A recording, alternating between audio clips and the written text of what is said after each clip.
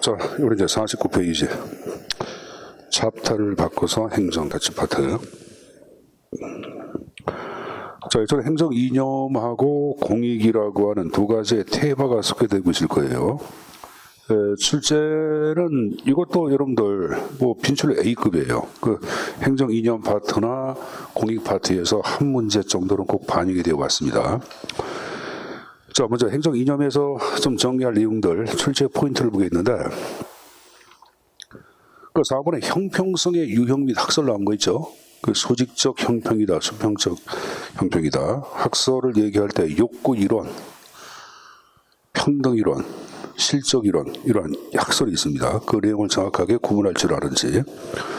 5번에 롤스가 파악한 정의론 들어봤죠. 정의가 구현되기 위한 두 가지의 원칙이 있어요.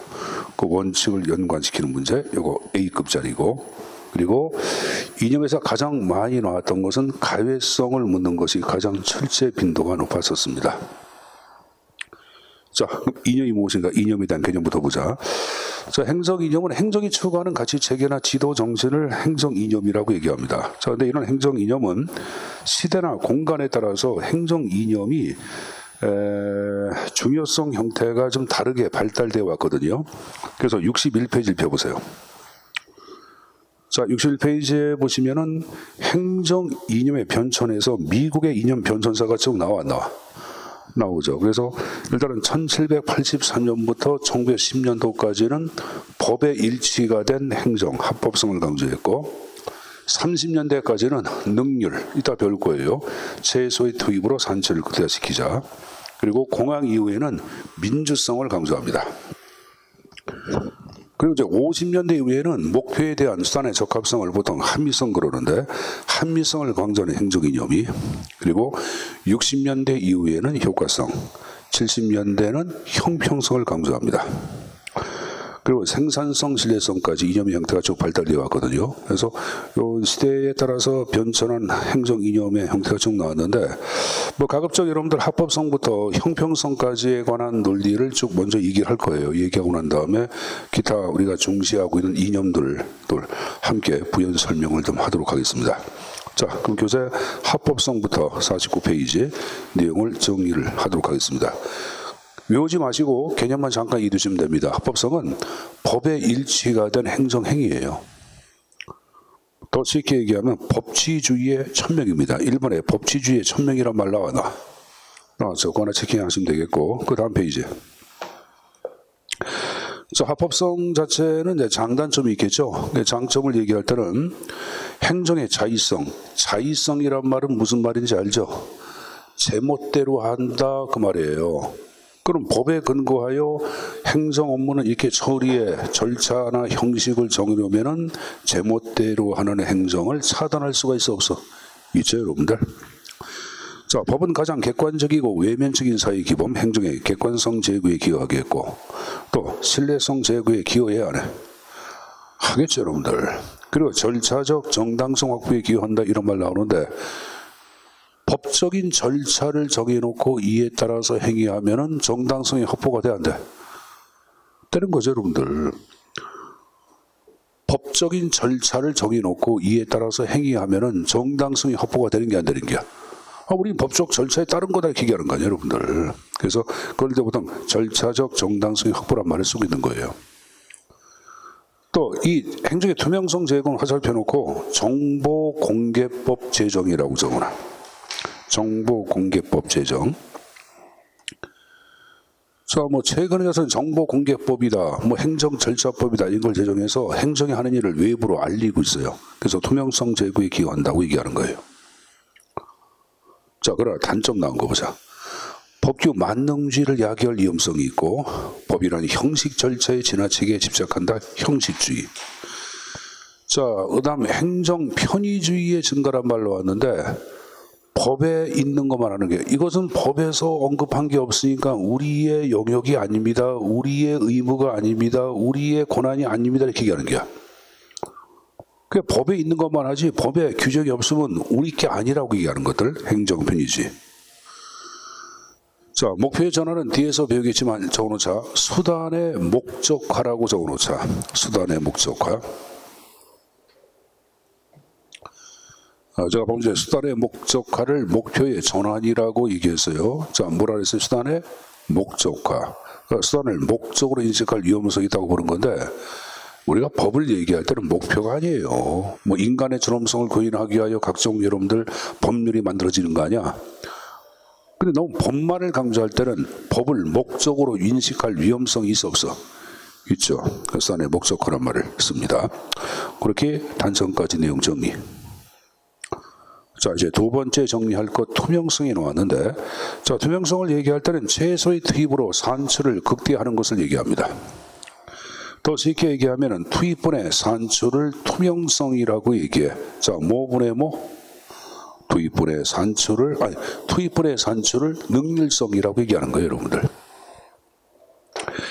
특히 능률을 강조한 학자가 있는데 거기 귤릭이라는 사람 나왔지. 우리 귤릭 그러면 떠오르는 게 있어. 포스트 컬브 떠오르죠? 지난주에 학습한 거 최고층의 기능 포스트 컬브 우리 지난주에 배웠다.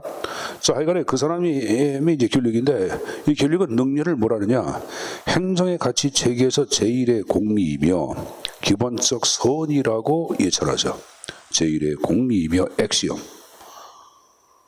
자명한 진리를 공리라 그래 여러분들. 제1의 공리이며 기본적 선이라고 예찬한 게 귤릭이에요 여러분들.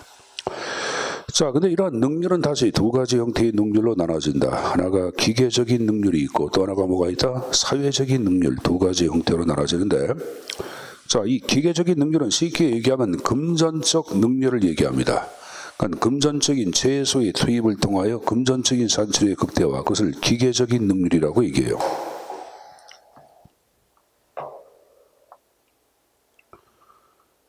이 기계적인 능률 자체를 강조한 인물이 바로 귤릭이. 아까 귤릭이 능률 예찬했다 그랬지?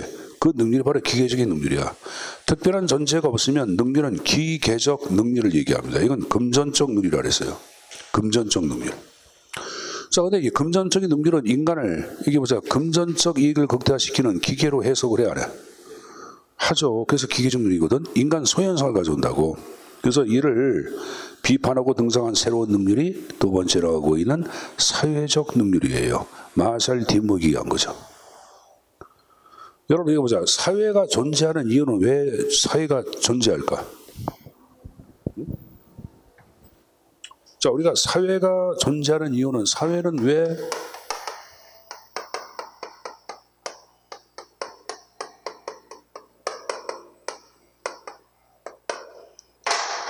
개인의 인간의 안전과 행복을 위해서 사회가 탄생하는 거 아니야. 사회 계약서에서는 개인의 인권과 안전을 확보하기 위해 인간과 인간 사이의 계약을 토대로 사회를 만들었다고 파악하는 거예요. 그러니까 사회가 존재하는 가장 큰 이유는 바로 뭐다? 인간을 위하여. 그러면 사회 능률은 바로 뭐냐? 사회적 목적을 실현시키는 능률이야. 인간적인 측면의 능률을 얘기하는 게야. 무슨 말이냐면은 인간적인 만족감을 느끼면 인간이 일 열심히 하기도 해야 하네. 하는 거예요, 여러분들. 보수가 다른 데에 비교해 볼 때 열악한다 하더라도 조직이 나를 얼마나 인간적으로 대우해줬냐? 그러면 일 열심히 하는 사람들이 있어 없어? 아버님이 기업이 큰 회사는 아니지만 여러분들 중소기업이야. 근데 벌써 30년, 40년 동안 계속 일하는 분이 계십니다. 왜 그러냐? 아버님 다니는 회사 자체가 다른 대기업보다 상대적으로 임금이 좀 적다 하더라도 그 기업이 나를 인간적으로 대해주고 나와 인간적으로 결속된 동료가 있으면 인간은 일 열심히 하기도 해야 하네. 하잖아요, 여러분들. 하잖아. 그래서 이 인간적인 능률은 인간적인 측면을 만족시켜 줌으로써 조직의 능률성을 제고할 수 있다고 파악하는 게 인간적인 능률이에요, 여러분들. 이게 사회적인 능률이고. 그 마샬 디모. 거기란 건 인간적 가치의 구현 및 사회적 실현, 목적의 실현을 중시하는 사회적 차이 능률이란 말 나왔죠. 근데 특별한 전제가 없으면 능률은 그냥 기계적인 능률로 해석하시면 됩니다. 알았습니까? 자, 다른 거 보지 마시고 오른쪽에 민주성 나온 거 보자. 자, 민주성은 맨 앞에 행정조직 내외에 있어서 인간적 가치의 구현이란 말 나왔죠. 맨 앞에. 그러면 내외는 다시 두 가지. 대외적 민주가 있고 또 하나 대내적인 민주, 두 가지 용어로 나눌 수가 있다. 그럼 대외적 민주는 철저하게 국민 중심이야. 그래서 국민에 의한 국민을 위한 행정이 구현되는 것을 대외적인 민주라 그러고, 대내는 행정부 내부의 주체가 되는 것은 누구야? 공무원이죠. 그래서 공무원에 의한 공무원을 위한 행정이 이루어지는 것을 대내적 민주라고 얘기하는 거예요. 그럼 가끔 시험지에 나온 게 대내적 민주하고 대내적 민주를 구분하는 문제가 나와. 예를 들어서 여기 보자. 공무원 노동조합을 정부에서 인정해 줬어. 그럼 누굴 위한 게야? 공무원을 위한 게야? 일반 시민을 위한 게야? 공무원을 위한 거 아니야. 그건 대내야 대외야? 대내가 되는 거예요. 알았습니까? 여기 보자. 일반 국민들의 권익을 보호하기 위하여 국민권익위원회를 설치해서 대내야 대외야? 국민의 권익을 보호하기 위하여 설치했다. 그럼 뭐야? 대내야 대외야? 대외지 여러분들. 이건 앞으로 이제 행정학 공부하다 보면 다 아실 내용들이에요. 그러니까 일단은 대내가 뭐고 대외가 뭔지 개념만 이해될 것. 알았습니까? 자, 효과성 나온 거 보자.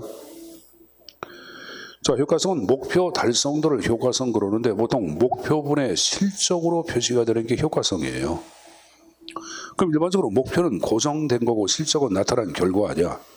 그래서 이놈은 결과 중심의 행정 이념 효과성이라고 얘기합니다. 여러분들 이제 교재가 좀 약간 잘못됐는데 효과성 목표 달성도로 나타나는 결과 지향적 행정 이념이란 말 나와서 안 나왔어? 나왔고 저 목표의 실적으로 표시된다 해서 맨 밑에 이렇게 붙여줘야 되는데 떨어졌네. 자, 하여간 이제 효과성은 다음 페이지 보자. 그러면 효과성 자체를 어떤 식으로 평가하냐? 그 효과성에 여러분들 평가 모형이 있어요. 여러분 교재 52페이지에 효과성 효용에서 효과성의 평가 모형이라고 적어놔. 효과성 평가 모형. 평가 모형을 대표하는 게 세 가지가 나올 게야. 목표 모형, 체제 모형, 통합 모형 세 가지가 나오고 있을 거예요. 효과성 평가 모형이야. 평가 모형. 근데 목표 모형이나 체제 모형은 실제 안 나옵니다. 안 나오고 통합 모형이 가끔 나오는데 이 통합 모형을 대변하는 게 뭐가 있냐면은 밑에서 5번째 줄 끝에 밑줄 쫙 친 거 봐봐. 경합적 가치 모형이라는 게 나와. 이 경합적 가치 모형이 지금 얘기한 통합 모형을 대표하는 거예요. 그럼 이 경합적 가치 모형을 제시한 사람은 누구냐면 밑에 3번째 줄 퀸과 로바흐라는 사람이 제시합니다. 누가? 퀸과 로바라는 사람이 제시했다. 그 경합적 가치는 경합되는 가치, 대립되는 가치를 얘기하는데 칠판을 잠깐 좀 보자 여러분들. 이런 그림이 나왔죠.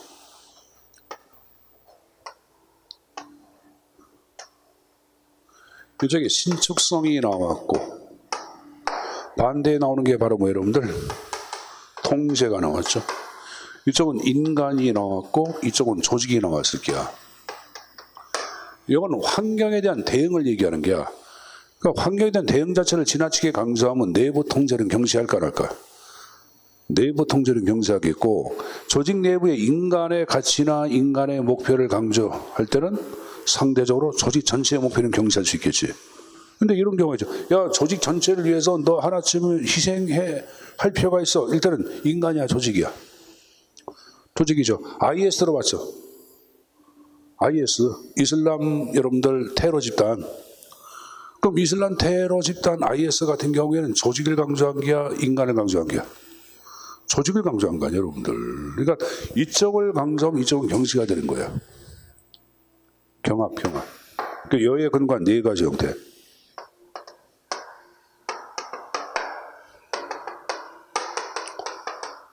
오른쪽 맨 위에 인간관계 모형, 2번째 개방체제 모형, 3번째 내적 과정 모형, 마지막으로 한미 목표 모형이 가지고 4가지 형태가 쭉 나와 있을 거예요. 이건 여러분들 외워야 되는데 보자. 인간과 개가 내부로 합치. 인간과 개가 내부로 합치 이렇게 두세요. 알았습니까? 요새 강아지 키우는 사람들 침대에서 강아지 재우는 사람들도 있어 없어? 여러분들 그런 집 강아지 키우지? 개 이렇게 침대에 재워 앉아. 아니, 재우는 사람들 많아요, 여러분들. 요새 반려견 키우는 사람들 많아요. 우리 선생님 아파트 같은 경우에도 선생님 층에 4가구가 있어, 이렇게. 2가구가 키워. 2가구 안 키우고. 5대5야. 5대5. 내가 보니까 한 사람 키우면 한 사람 안 키우고 이렇게 바뀌었어. 반려견 키우는 게. 반려견이랑 연결을 따라야 되는데. 그럼 이제 반려견 좋아하는 사람들은 침대에다가도 개 함께 자는 경우도 많이 있어요. 선생님은 개는 선생님 다리 생각하거든. 개는 개일 뿐이지 개가 인간은 아니잖아요, 여러분들.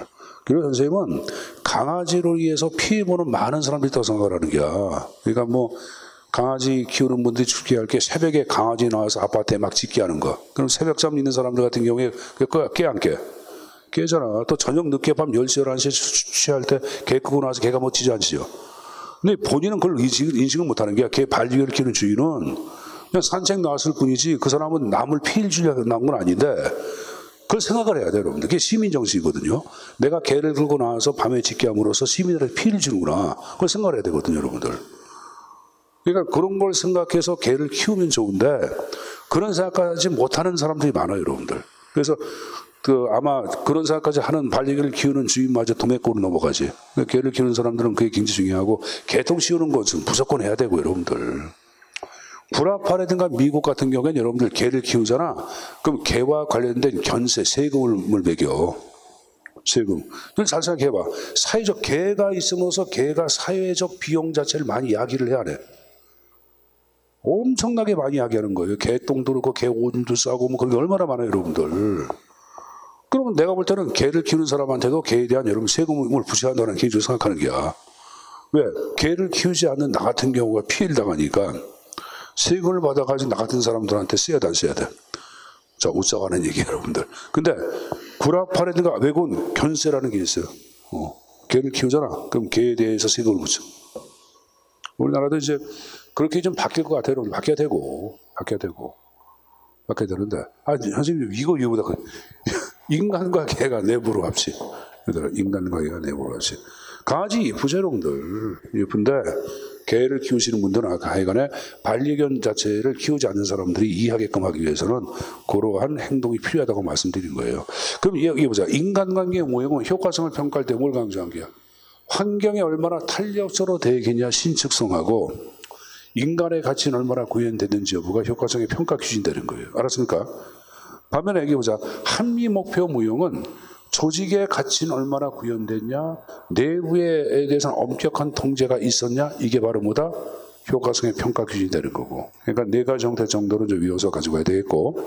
그 다음 이제 그 밑에 보시면은 이 네 가지 형태를 조직의 성장 단계하고 또 연관을 시켜놓고 있어요. 그래서 거기 성장 단계를 창업 단계, 집단 공동체, 공식화, 정교화 단계에서 4단계 형태로 쭉 나오죠. 이건 이거예요, 여러분들.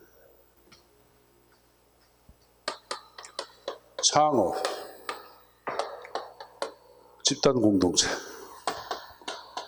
그리고 공식화 단계, 마지막으로 구조 정교화 단계 이렇게 하거든. 거꾸로 가면 되겠죠. 그러니까 창업 단계 때 조직의 효과성을 평가하는 모형은 뭐 된다? 개방체제의 모형이 되는 거예요. 집단 공동체 단계 때는 뭐가? 인간관계의 모형이 되는 거고. 그다음에 공식화 단계 때는 두 가지죠. 하나는 뭐야? 내적 과정하고 또 하나 합리 목표. 마지막 개방체제 모형은 정교화 모형 갖고 효과성을 평가한다 해가지고 네 가지 형태 정도는 정리해서 본인 것으로 만들어갈 것. 알았습니까? 자, 이건 좀 머릿속에 외워둘 거라고 말씀드렸습니다. 자, 내려가서 이건 이제 사회적 형평성에 관한 내용을 또 정리하겠습니다. 자, 형평성은 지금까지 얘기한 5가지 가운데 어쨌든 간에 가장 최근에 등장한 건데 일단은 거기 신행정론에다가 밑줄. 신행정론 우리가 다음 주나 다다음 주에 배울 게야. 그 신행정론에서 중시하는 행정이념, 형평성을 얘기합니다. 한 장을 넘겨보세요. 그럼 여러분이 형평성에 대한 의미를 파악하기 위해서는 그 다음 페이지 보자. 맨 위에 형평성의 유형이 있어요. 하나 뭐가 있다? 수평적 형평이 있고 또 하나 수직적 형평 두 가지 유형으로 나눠지는데 자, 수평적 형평은 뭐냐? 나온 거 보자. 같은 사람을 같이 이걸 달리 얘기할 때는 동일한 것은 동등하게 이렇게 얘기합니다. 동일한 것은 동등하게.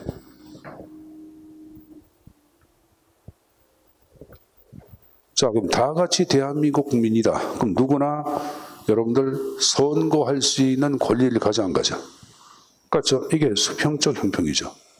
누구나 교육받을 권리가 있어 없어? 이게 수평적 형평을 얘기하는 거예요. 근데 수직을 얘기할 때는 다른 사람은 다르게 그거거든요. 여러분 얘기해보자. 돈이 많은 자가 있고 돈이 적은 자가 있어. 누구를 더 우대해 줘야 돼? 돈이 없는 자. 장애인이 있고 정상인이 있어. 누굴 좀 우대해 줘야 돼? 장애인, 다른 것은 다르게 여러분들. 알았습니까? 그래서 나온 거 보시면은 동일한 교육을 받더라도 가난한 사람들한테 등록금을 적게 받는 것들, 이거 다 수직적 형평에 들어가는 거예요. 그 밑에 B번 나온 거 봐. 즉 국민은 능력 면에서 최상층에서부터 최하층에까지 수직적 계층을 이루고 있다. 그러므로 상위층에 있는 국민보다 하위층에 있는 국민을 도와주는 것이 공평하다. 이게 바로 수직적 형평을 얘기합니다. 누진세라든가 거기 대표 관리제 해놓고 적어놓자. 공직할당제라고 적어놓자. 공직할당제. 그러니까 장애인이 전체 국민 가운데 5%다. 그럼 5%만큼 장애인들한테 공직을 할당시키는 제도를 얘기하는 거예요. 알았습니까?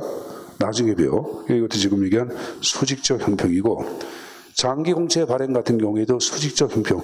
공채를 발행해서, 여기 들어보자. 30년짜리 공채를 발행해가지고, 선생님 보세요. 고속도로 건설했어. 그럼 고속도로 자체가, 여기 보자. 건설되는데 한 20년 정도 시간이 소요됐다. 그러면 고속도로에 의해서 이익을 보는 사람은 현 세대야, 다음 세대야? 응? 현 세대도 일부 보겠지만 다음 세대가 많이 이익을 보겠지. 그럼 다음 세대들한테 고속도로 사용료 징수받아가지고 여러분들 공채 발행 비용에 충당하는 것들, 이게 지금 얘기한 수직적 형평을 얘기하는 거예요. 알았습니까? 그래서 일단은 수직적 형평을 대표하는 각종 제도가 뭐가 있는지 그림을 좀 가지고 가야 되겠고, 결국 형평은 어느 하나만을 얘기하는 것이 아니라 둘 다 포함한 거죠. 자, 경우에 따라서는 동일한 것은 동등하게 대우하고 경우에 따라서는 다른 것은 다르게 대우함으로써 재화의 공정한 배분이 이루어지는 것을 보통 우리는 형평성이다라고 언급하고 있는 거예요. 자, 그거 봤으면 그 밑에 형평성의 이론적 근거를 대표하는 것들 세 가지 형태가 지금 나오고 있다. 하나는 평등이론이 있고, 두 번째 실적이론이 있고, 세 번째 욕구이론, 세 가지 이용으로 나눠집니다. 자, 평등이론 자체를 얘기할 때는 모든 사람은 동일하게 누구나 똑같이 취급받아야 한다. 이게 바로 평등이론이에요. 인간의 존엄성은 누구나 같아. 같죠, 여러분들? 그래서 모든 죄와 모든 가치, 모든 사람들에게 결론적으로 똑같이 배분되어야 한다. 평등이론이에요.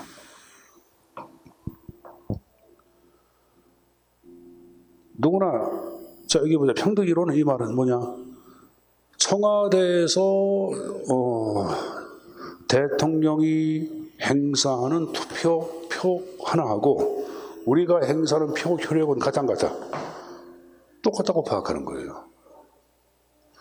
1인 1표제. 여러분, 1인 1표제를 우리는 평등선거라 그래, 보통선거라 그래?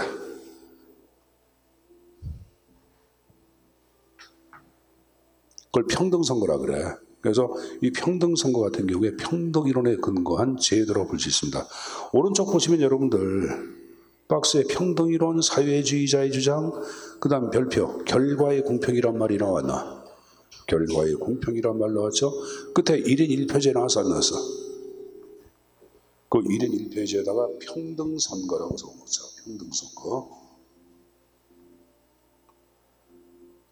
자, 두 번째 실적 이론을 얘기할 때는 자유주의자들의 주장이 실적 이론인데 54페이지. 갑자기 커지냐 또? 자, 실적 이론은 기회균등을 전제로 한 능력과 업적에 따른 상이한 배분이 재화의 공정한 배분이라고 파악하는 거예요. 그러니까 정부 관리는 다른 것이 아니야. 기회균등만 만들어줘라 이게야.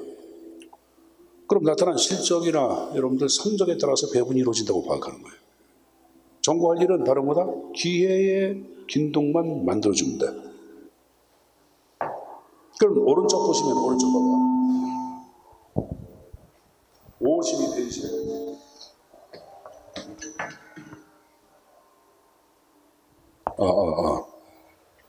갑자기 그게 나오네?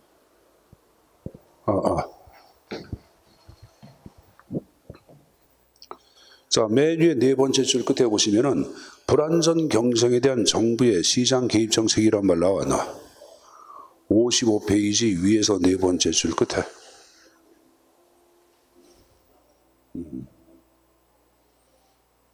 그럼 불안정 경쟁, 독점이나 과소음을 했다. 정부가 규제해. 정부가 규제하는 이유는 바로 뭐다? 기회 균등을 위해서 규제하는 거 아니야. 그게 다 지금 얘기한 실적 이론이죠. 누구나 선거할 수 있는 기회를 가져. 그래서 보통 선거 같은 경우에도 실적 이론이야. 아까 평등 선거는 평등 이론이고 보통 선거는 실적 이론이죠.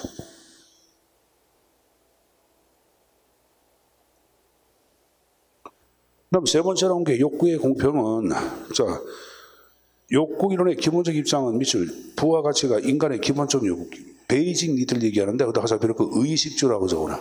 의식주. 의식주.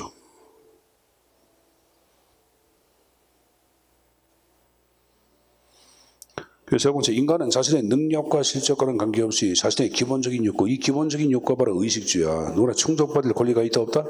있다고 보는 거예요. 근데 이때 그럼 욕구를 충족할 때의 기준이 바로 욕구의 긴급도야. 무슨 말이냐? 여기 보자. 빵이 한 조각이 있어요. 저 앞에 친구는 3일 동안 아무것도 못 먹었어요. 이 선생은 하루에 5끼를 먹어. 그럼 욕구의 긴급도, 배고프다 하는 욕구의 긴급도는 학생이 큰 거야, 내가 큰 거야? 학생이 큰 거죠. 학생한테 먼저 빵을 주는 것, 이게 바로 욕구의 긴급도야. 빵이 진정하게 필요한 것은 학생이죠. 그걸 필요에 따른 배분이라고 그러는 거야. 그래서 필요에 따른 배분. 하자, 이게 바로 욕구 이론을 얘기합니다. 그래서 욕구는 기본적인 욕구의 충족 관련된 거기 가로 안에 공공부조, 생활보호, 최저임금제 몽땅 다 욕구 이론과 관련된다 안 된다? 된다고 보시면 됩니다. 그래서 지금 평등 이론, 실적 이론, 욕구 이론 세 가지 형태의 개념. 평등 이론은 결과의 공평을 추구한다. 똑같이 하자고 파악하는 게 결과적으로. 실적 이론은 기회의 공평. 욕구 이론은 기본적인 욕구의 충족을 강조했다. 그래서 세 가지 형태 구분해서 정리. 자, 그거 봤으면 여러분들 그 밑에 롤스의 정의론이 나왔는데, 자, 우리가 파악하고 있는 이 형평성은 롤스가 파악한 정의하고도 일맥상통해. 그래서 정의가 무엇인가를 알고 와야 되는데, 일단 롤스는 정의가 구현되기 위한 두 가지의 원리 원칙을 제시를 하고 있습니다. 그리고 이 두 가지 원리 원칙 자체가 구현되기 위한 또 전제 조건으로서 설정한 것이 바로 원초적 상태예요. 거기 여러분들 정의의 두 가지 원리 롤스는 원초적 상태란 말이 나왔나? 이 원초적 상태란 말은 모든 것이 처음 시작되는 상태를 얘기합니다. 자, 여러분들이 태초에 지구상의 상태에 태어났다. 그것도 원초야. 그럼 이건 바로 뭐냐? 원초적 상태에 있는 인간은 무엇이 나한테 유리하고 무엇이 나한테 불리한지 알 수가 있어 없어? 여러분이 지구상에 태어날 때 흙수저로 태어날지 금수로 태어날지 알 수 있어 없어? 알 수 없잖아. 무엇이 나한테 유리하고 무엇이 나한테 불리한지 알 수 없는 상태, 그것을 무지의 베일이라고 얘기합니다. 뭐란다? 무지의 베일. 그래서 원초적 상태에 있는 인간은 무지의 베일에 있다 이게. 그럼 무지의 베일에 있는 이 인간은 인간이 가져야 할 최소한의 자유와 인권이 있을까 없을까? 자, 여기 보자.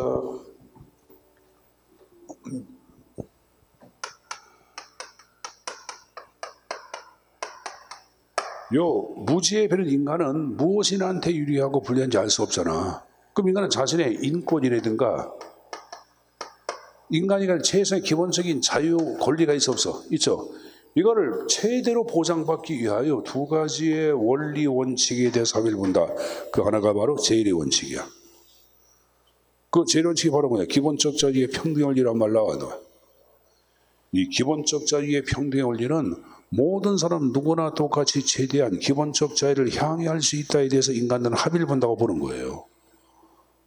누구나 거주 이전의 자유, 출판의 자유, 양심의 자유, 종교의 자유, 그런 게 다 있어 없어? 있다고 보는 거예요. 이게 지금 얘기한 기본적 자유의 평등의 원리야. 알았습니까? 자, 제2의 원칙 두 가지가 나오죠. 기회 균등과 더하나 차등의 원리가 나왔는데, 자, 기회 균등은 모든 직위는 모든 사람들한테 똑같이 기회 균등하게 개방되어 있어야 한다고 보는 거예요.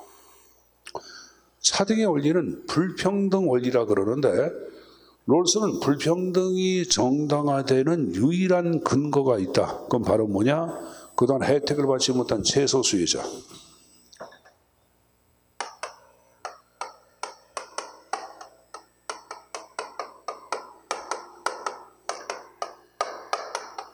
최소 수혜자의 이익을 최대로 보상해주는 차등의 원리는 정당화된다고 보고 있는 거예요.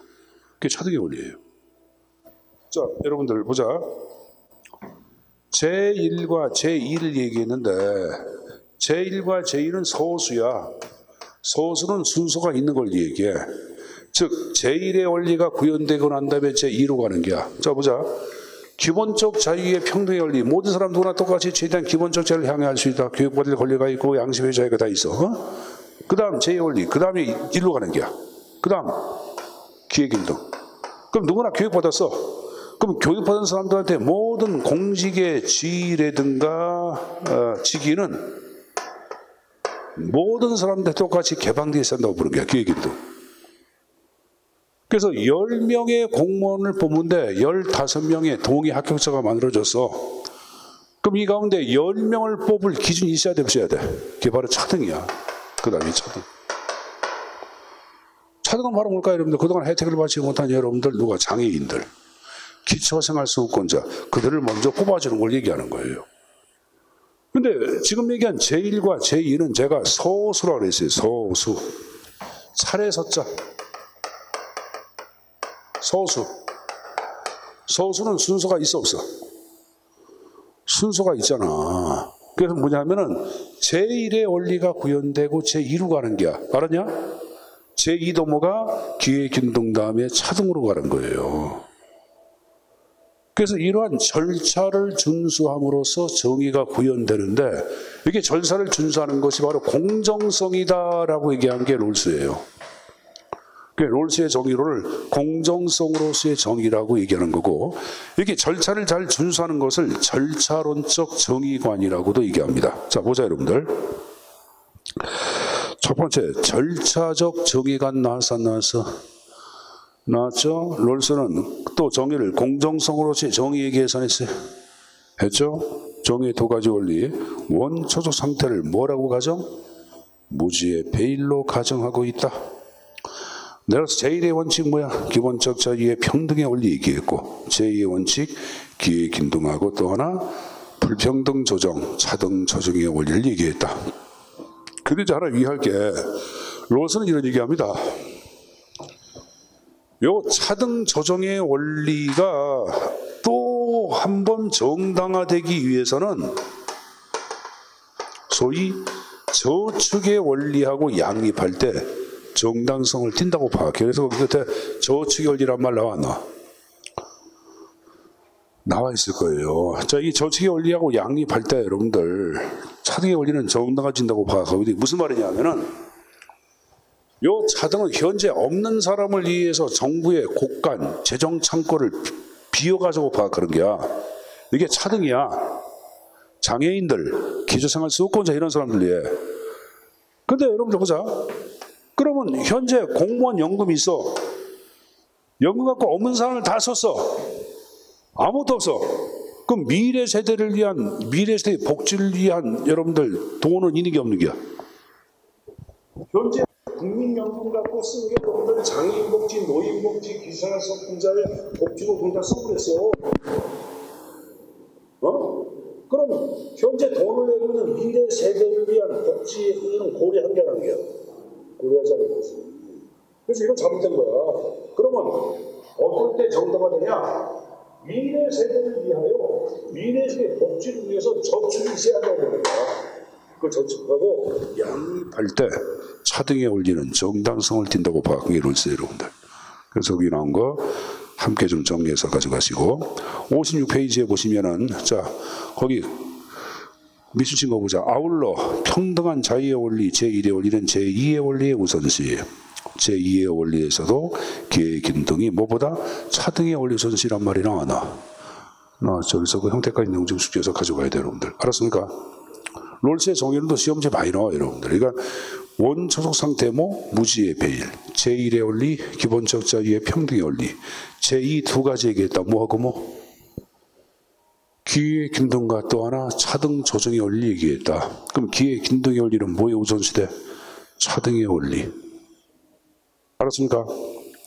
롤스의 정의를 절차론적 정의가 아니라 그랬다. 공정성으로서의 정의라고도 얘기했다 하는 걸 숙지해서 가져가시고 됐습니까? 자, 그래서 행정 이념 파트에서 지금 배운 게 합법, 능률, 효과, 그리고 뭡니까? 형평, 정의까지 학습을 했어요. 자, 56페이지에 투명성 시험 문제 안 나와. 보지 마세요, 여러분들. 알았습니까? 오른쪽 신뢰성 출제 안 나와. 그럼 다음 페이지에 생산성 나왔는데 이 생산성을 달리 얘기할 때는 효율성이라고도 얘기합니다. 그래서 첫 번째 줄 공공생산성에서 효율성이란 말이 나와. 효율성은 거기 미치신 거 보자. 최선의 투입으로 최대의 산출을 기해야 돼. 그럼 투입을 해 산출이니까 이거 바로 뭐예요, 여러분들? 능률성이죠. 근데 그 산출이 원래 설정한 목표를 얼마나 달성했냐? 뒤에 건 뭐야? 효과성이죠. 그 능률과 효과를 결합한 효율성을 생산성이라고 얘기하는 거예요, 여러분들. 혹시 몰라서 개념만 좀 위해서 가지고 가세요. 능률과 효과를 합한 것을 생산성, 효율성이라 한다. 됐습니까? 다른 거 보지 마시고 오른쪽에 가해성은 별표에 두는데 가해성은 다음 주에 얘기할 거예요, 여러분들. 알았냐? 다음 주에 가해성부터 수업을 진행하도록 하겠습니다. 자, 여러분들 우리가 배운 행정가치만 잠깐 좀 보자. 49페이지. 자, 합법성을 얘기해라. 그럼 여러분들 법치주의의 전명이라고 얘기했죠. 다음 페이지. 합법성의 장점을 얘기할 때는 행정의 투명성 제고에 기여한다고 얘기했죠. 단점을 얘기할 때는 행정 편의주의 증가시키고 목표의 전환을 가져온다. 자, 능률은 모분의 투입분의 산출 얘기했죠. 능률을 얘기할 때는 기계적 능률이 있고 사회적 능률이 있다. 그럼 금전적 능률을 뭐라 했다? 기계, 인간적인 능률을 사회. 기계적 능률을 특히 강조한 인물은 귤릭. 누구? 귤릭. 오른쪽에 민주성을 얘기할 때는 대내적 민주가 있고 또 뭐가 있다? 대외적 민주가 있다. 하단에 효과성 자체를 얘기할 때는 한 상 넘겨보자. 아까 통합무형 가운데 경합적 가치무형 얘기해서 있어요. 했죠? 53페이지에 맨 위에 보시면은 신축성, 통제, 인간과 조직이 해가지고 인간과 개가 내부로 합치 네 가지 형태의 외부라고 얘기해서 있어요. 이게 지금 53페이지 봐야지. 그리고 이러한 여러분들 이 네 가지 형태는 조직의 성장 단계와 연관을 시켜놨다 그랬죠?